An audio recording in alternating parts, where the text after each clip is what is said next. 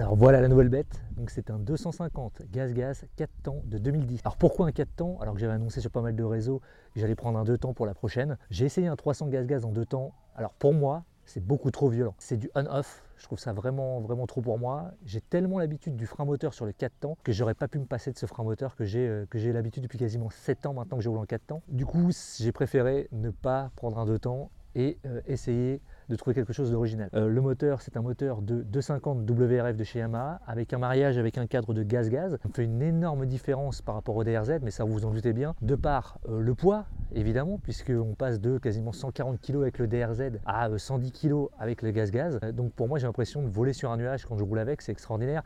Vous allez voir ça très bientôt puisque j'ai tourné un Endurovlog qui est en stock depuis quasiment 2 mois. Quand je l'ai acheté, elle n'avait pas tourné depuis quasiment 1 an. J'ai démonté le carburateur, comme d'habitude, si vous avez suivi un peu sur les réseaux, en remontant j'ai merdé, ça marchait pas comme je voulais. Donc je l'ai déposé chez un mécano qui est Fab Racing dans nos contrées, dans le 27, qui m'a réglé ça nickel. Bon, elle n'est pas encore parfaite, mais il m'a dit qu'il fallait que je roule un peu avec, que j'hésite pas à essayer de la décrasser un peu avant de refaire de nouveaux réglages. Je vais me la re-régler après. Mais les réglages qu'il a fait déjà sont super.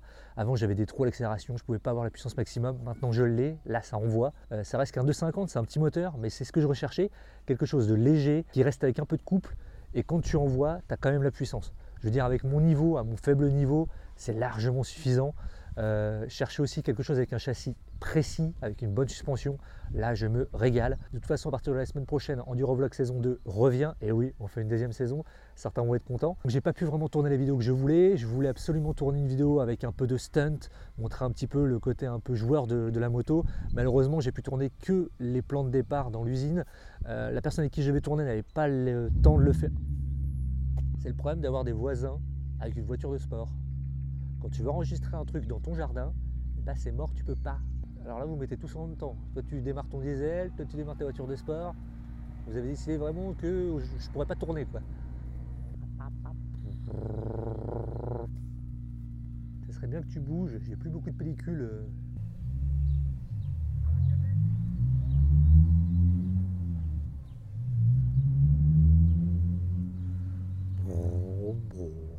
Je disais donc, je vais tourner normalement avec un gars qui faisait du stun, qui devait me mettre la moto dans tous les sens en sortie de l'usine. J'avais un plan très précis.